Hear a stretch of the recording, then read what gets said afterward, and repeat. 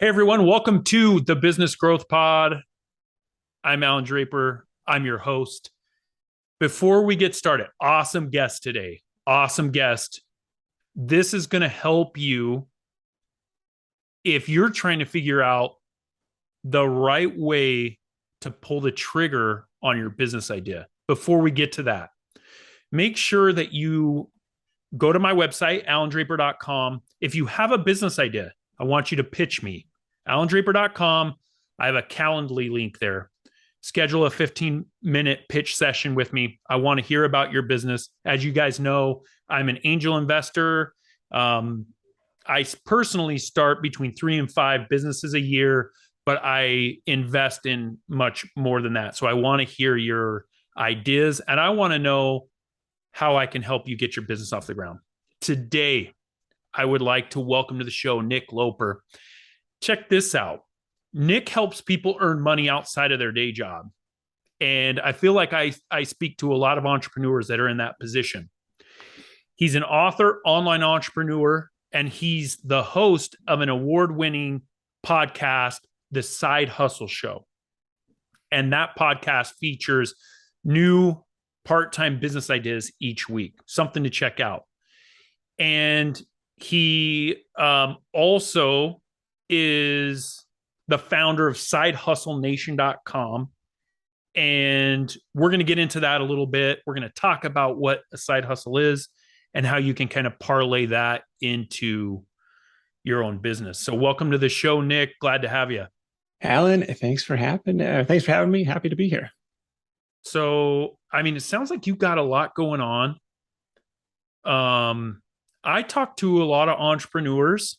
I consult anywhere from, 150 to 200 businesses.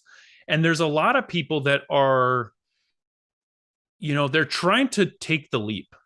I talk to a lot of young folks in terms of entrepreneurial experience, young folks, not necessarily age, who are trying to bridge the gap between um, a day job, trying to keep up with their financial responsibilities, but also take some hedged risk. It sounds like you're an expert in that field. What are you seeing right now with the economy and with when you're consulting with people and you're giving advice about kind of side hustles? What is it that you're seeing out there that can help people make that transition? Yeah, expert is probably generous, but definitely a student of the game, having been a part of the community for a lot of years. It's been a ton of fun. Um, so what's going on right now? It's an interesting time, right? Because at the same time, we see super low unemployment numbers. Like Mm. people who want jobs can have jobs, Mm-hmm. but at the same time, we see this rising tide of interest, really over the last 5, 10 years, in side hustles and particularly online side hustles, but offline as well. And it's a response to inflation. It's a response to the rising cost of some big ticket expenses in people's lives, housing, healthcare, education. And Mm. it's also in response to just the world of possibility that's out there. We see people's Mm. highlight reels on social media and you see what other people are doing. You consume podcasts like yours. You're like, it gets the gears turning a little bit. Mm. Mm. And I think we see people tackling it really from that reactive side. Look, I need to make extra money to make ends meet. I got to make rent next month, all the way up to, look, I got a good job. I've got a little bit of financial stability, but there's got to be something more. Am I really staring down the barrel of another 30 years of this cubicle life? I want a way out. Yeah, the 30 years in a cubicle. There are a few things that scare me more than that. I was recording a show yesterday and speaking with the guest, and um he asked me, you know, what is it to this idea that everybody should be an entrepreneur? And I definitely don't agree with that.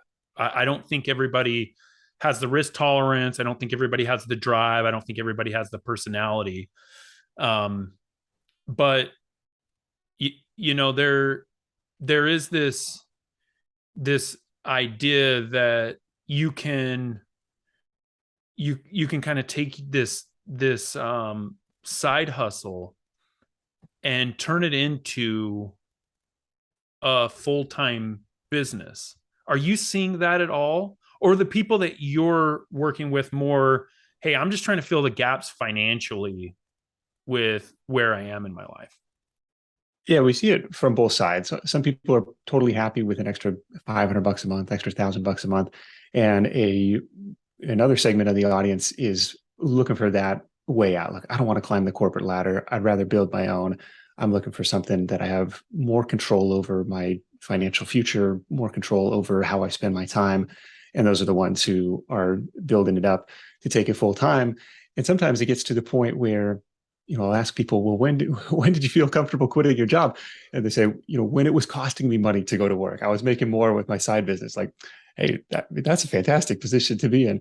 But for a lot of people, it's getting it to the point where, maybe it's not fully replacing your day job salary, but it is to the point where it's at least covering your expenses. And that's where it was for me when I quit my corporate job to run my first side hustle, which was a comparison shopping site for shoes back in the day. Totally random niche, but had a lot of fun in that business. And it wasn't to the point of replacing the day job, but I saw with an extra 40, 50 hours a week, I was confident I could get it there and beyond. So, are you seeing, as an employer, it makes me wonder if when people start a side hustle, is that affecting their day job? And if so, what are some things people can do um, to make sure that they're still providing the same level of work or work product to their employer as they're pursuing other interests? Now, this is I love this topic because there's one school of thought like, say, oh, look, my employer hired me. I owe them 8 hours of my best effort. Fine. What I do the other 16 hours a day shouldn't be any of their business. Whether I'm running marathons or whether I'm running a business in my spare time, doesn't matter, right?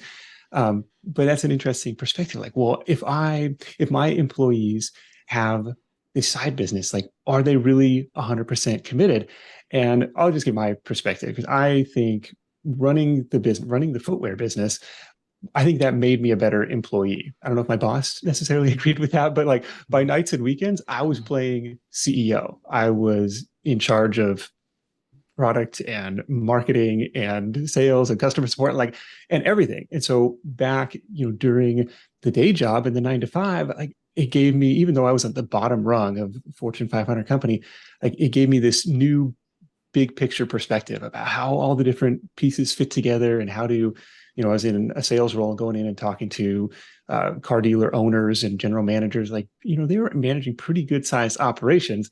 But even though I had like this tiny little business experience on the side, I don't know, it felt like it made me a better employee. Plus, it developed some of the essential entrepreneurial skills of just showing up in this executive function of nobody else is telling me what to do now. So having the internal drive and motivation to go out and get work done, even though, and this is the downside, is like, yeah, my mind was on eventually, hopefully, this is going to be the thing that gets me out of this job. Yeah, I think you bring up a few really good points. And as an employer, I'm definitely on the side of when people aren't working, and I have a lot of remote workers, I have a lot of contractors that I work with.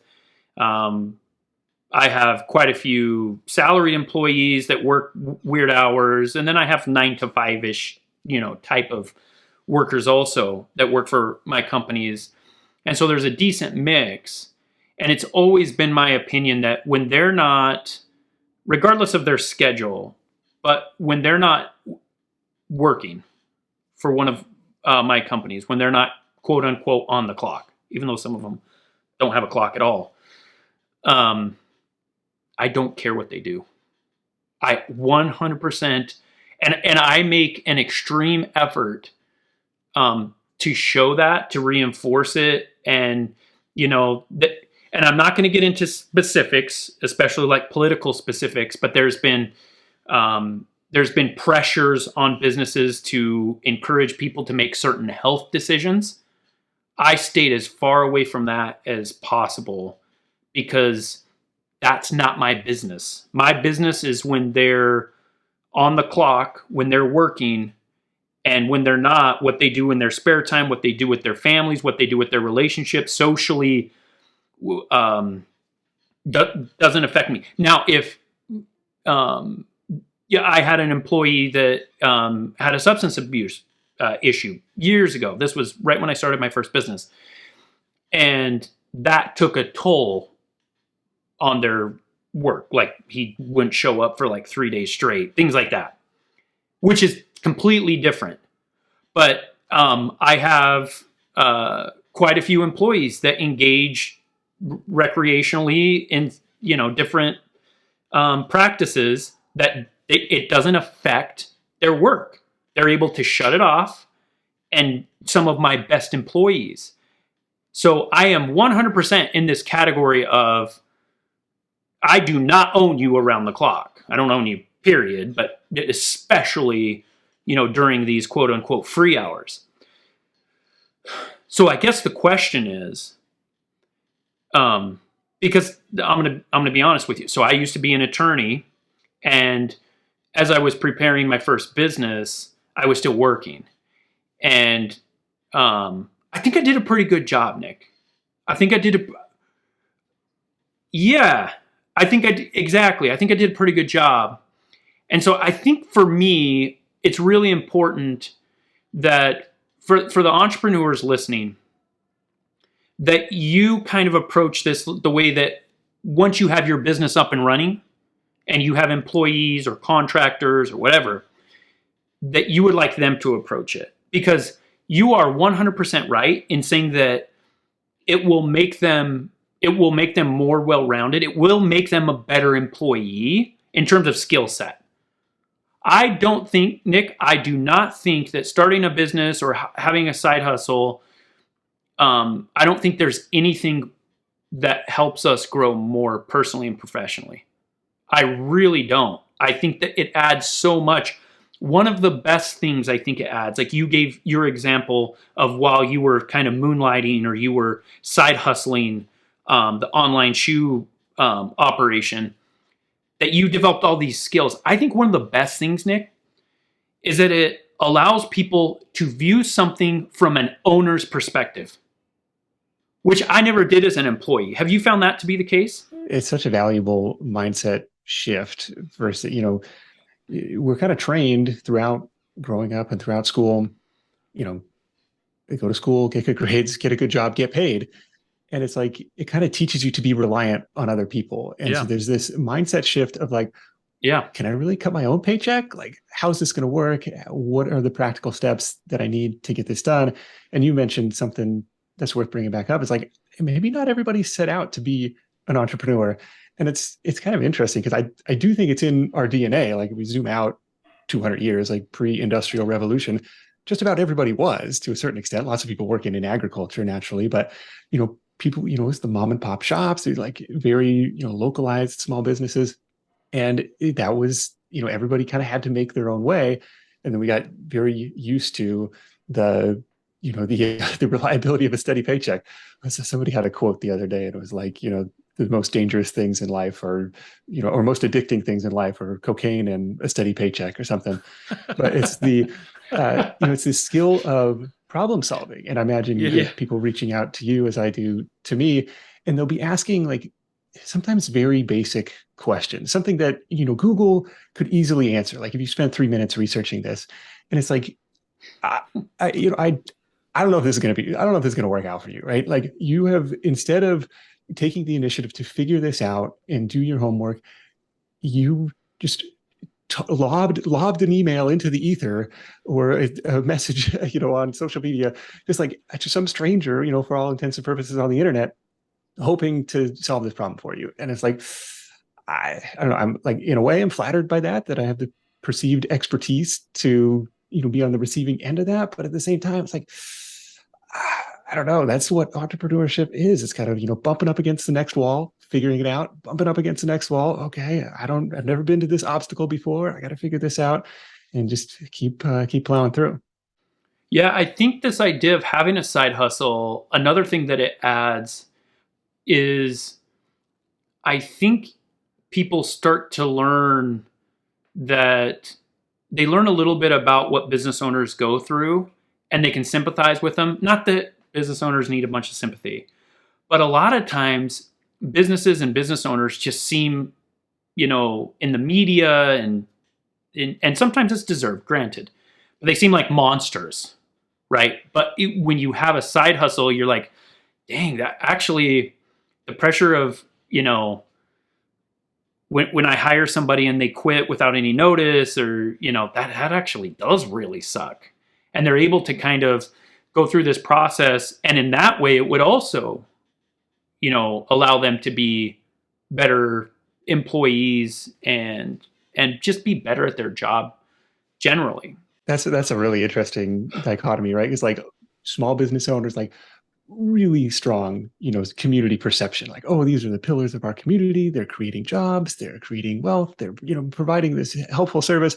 And then once you like reach the upper echelon, like the, Bezos and Musk level of wealth and like Gate, you're like, all of a sudden you have a target on your back and you're like, well, who did you step on to get to where you are? And it's kind of interesting. It's like, picture Zuckerberg like testifying in front of Congress. It's like, he didn't ask for this. He just wanted to start a website and meet girls. Yeah. And all of a sudden, somewhere along the way, things got out of hand, and it's just, I don't know.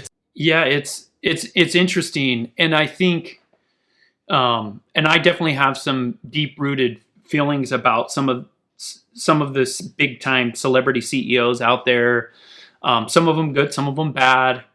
Some of them I look up to, some of them I really, really don't. But I think you're right, because if we look back at Zuckerberg, for example, it was a side hustle.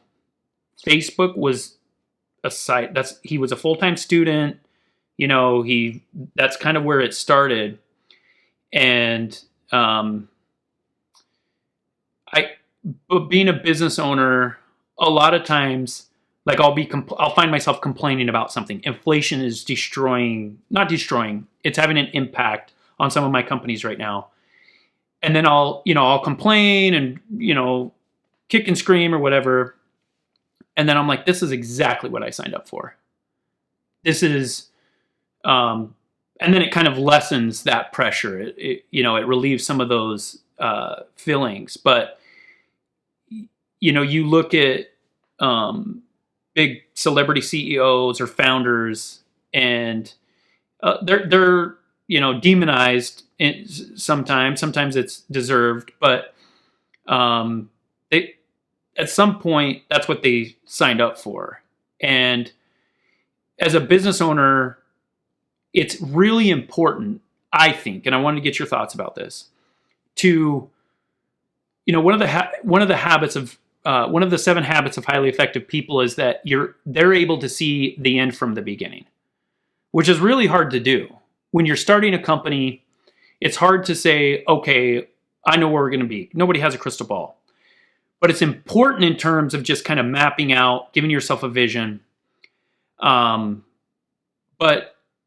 early entrepreneurs, a lot of times they struggle with, hey, I don't have time to think about where we're headed. I don't have time to think about the why. I don't have time to think about core values. I don't have time to think about what I'm trying to do morally with my company, because I'm just trying to keep the lights on. But I've learned that the companies that are able to set aside some time early on before they have revenue to pay, just the necessities, they end up doing better because they have that purpose. Have you found that with folks that are going into a side hustle for one reason or another, just having them find that why and determine their purpose early on into that? I've totally been there in those moments where you're too busy chopping down trees to sharpen the saw, so as it were. Exactly. It's just like, even when it comes to hiring and bringing on help, where it's like, I know in the long run, right? This is like one step back, take a pause, create the process, do the training, go through this hiring process for 2 steps forward, but it's still like in the moment, it's just so much faster if I do it myself. But to your point about finding that driving motivational why, it's so important, especially for a side hustle, especially when you're doing it nights and weekends and you're, sacrificing time away from your family potentially. And it's like, okay, why am I doing this? And you got to have a strong reason to do it, especially if you have a decent job and you're like at least financially solvent and you're comfortable, because this stuff is hard. Like if it were easy, everybody would be doing it. And if you don't have that driving why, it's so easy to just throw in the towel and quit, at that first step. I was listening to another podcast with Omar Zenhom the other day, who runs the $100 MBA show. He's been doing it for years. He's got like 2,000 episodes of this thing. And his point was, look, my contemporaries, the people who I started podcasting with I think he started 2014, like they've all, washed up, they all quit. It's like there's an element to this game where it's just persistence and longevity of staying with it. And I think that having that driving why is probably going to be a crucial ingredient to that. Yeah. And speaking of that, on your website, sidehustlenation.com, there's a picture of you holding this cardboard, right? This cardboard, like, what is that? Just cardboard sign, right? It says will work for food crossed out, money crossed out, and then freedom in all caps. Is that kind of, that's such an interesting concept, right? Of this journey, especially for entrepreneurs. Are those the type of people that you're after that are looking for that freedom? For me, that was my hypothesis early on, that people would be like me. I want to build this side hustle to be in control of my own time, to break out of the rat race and just get free of corporate America. And there's definitely a large segment of the audience that is in that boat, like, okay, freedom. And really, I guess it just more recently thinking about this, like wealth being the combination of financial security and freedom of how you spend your days. Like if you're making $500,000 a year, but you're tied to that cubicle 80 hours a week, like, are you really wealthy? Like, yeah, you got a high salary, but what are you doing with it? So approaching it from that perspective. But then a lot of other people are in that other boat. Like, look, I'm looking for ways to make extra money. Like I just need an extra little bit of breathing room in the budget, and that's going to make all the difference for me and my family. And so, I don't know how well that sign resonates, because I've had that like from the very early days of the website. That's definitely speaking to the avatar, the customer, reader, listener avatar, as if it were me 10 years ago. I think sometimes, especially early or young entrepreneurs, have a hard time finding out why they want to start a business, and a lot of times it's tied to money, and I get that. They want to be able to control how much they make. But I always say that money just means to an end anyway, right? People that are after money, they're actually after something else that money will give them. And 9 times out of 10, what that is freedom. People want to be able to control their time. They want to be able to not worry about, where their, next meal is going to come from, or whatever, putting food on the table, whatever it is. So tell me about Side Hustle Nation. Tell me about what you guys are doing to help entrepreneurs, to help people that are looking for a side hustle. So this is primarily a content business. And what really took off quicker than the written side was the podcast. And it was me pointing the mic at other been there, done that side hustle entrepreneurs and asking the questions, like the 0 to 1 questions, like how'd you come up with that idea? How'd you get your first customers? What surprised you along the way? Like, was anybody else doing this? How'd you validate this thing? And then the 1 to 10 questions. How'd you scale this thing? How'd you grow it? How'd you hire? How do you think about, systems and processes and XYZ? And that was fascinating in 2013. And it is still fascinating today, 500 something episodes later. I just love that stuff. And, the number of interesting and creative business models that come across my desk on a weekly basis it's really inspiring to see what everybody is working on. And now with the reach that the show has, it's almost a self-fulfilling prophecy where people will listen, sometimes even from episodes years ago. And then, they'll raise their hand in the community or, over email and say, hey, I took action on idea XYZ. And, these are the results that I'm seeing. And so it's been really, really cool to build that up. And that's the primary, I guess, education channel is through the podcast and then on the blog. Yeah, I think that's awesome. Entrepreneurs seem to be there seems to be no shortage of ideas, and good ideas make a big difference. I feel like action has quite a bit to say in the success of entrepreneurs who are trying to, get to the next level, trying to pull the trigger and start their business. What role do you see as like action having for these people, and what resources are there to get somebody to take the leap, because it can be so scary, especially early on? I was going to ask, because at the top of the call, you say, hey, call me up, pitch me your idea. And I was curious, like, do people take you up on that? Yeah, I mean, Yeah, so I get pitched probably 6-7 times a week. So it's and what's funny is that a lot of times they're really just looking for support. They're looking for somebody that says, hey, it's time to go for it. And that is me 100%. And this is true a lot of times, regardless of the idea. If it's a really terrible idea, I'll let them know, hey, maybe you need to try something else. But I look at my role as one of optimism. And I honestly think, and I'm writing a book right now that is all about failure in business and how there's no real way to lose. You can lose everything financially in a business, and you're going to struggle and you're going to go through those processes. But at the end of the day, you're going to be better because of it. Think of all the people that failed in business that are now succeeding.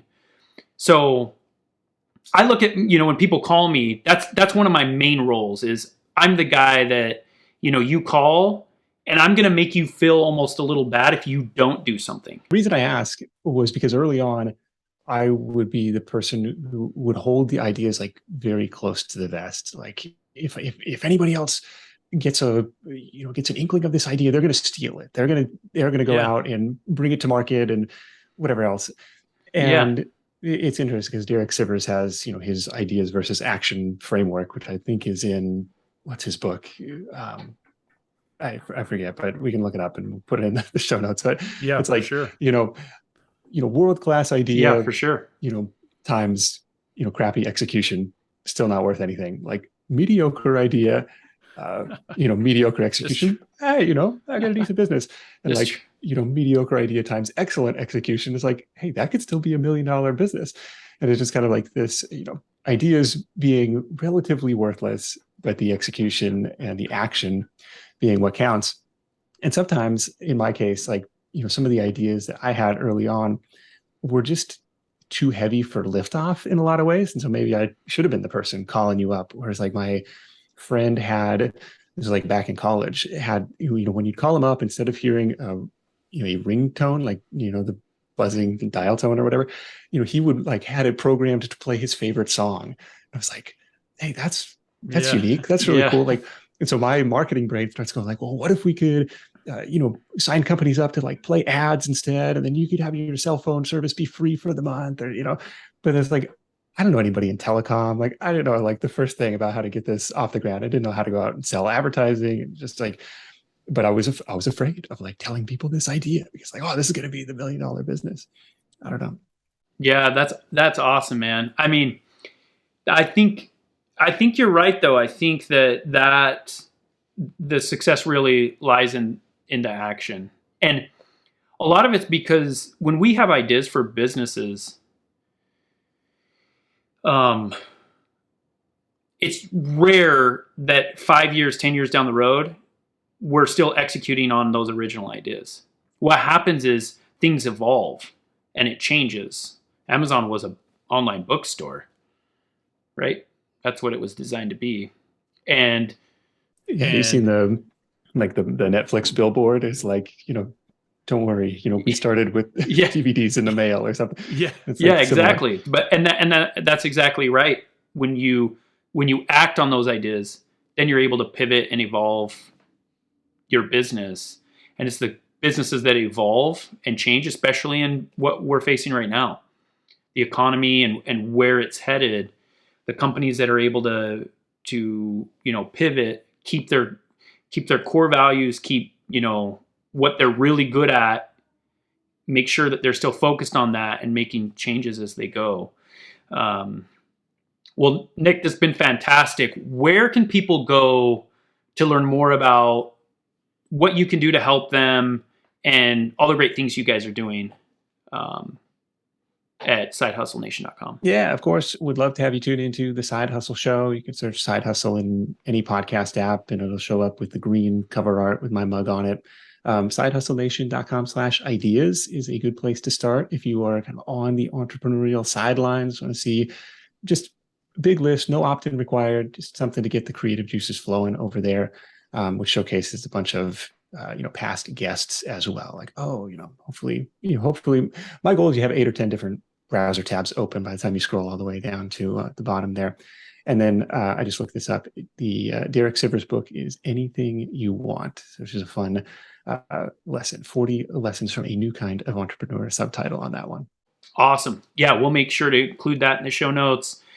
Been a real pleasure, Nick. I really enjoyed your perspective, and anybody that helps entrepreneurs is a friend of mine. So I appreciate all the good work you're doing, and keep fighting the good fight, my man. Thank you, sir.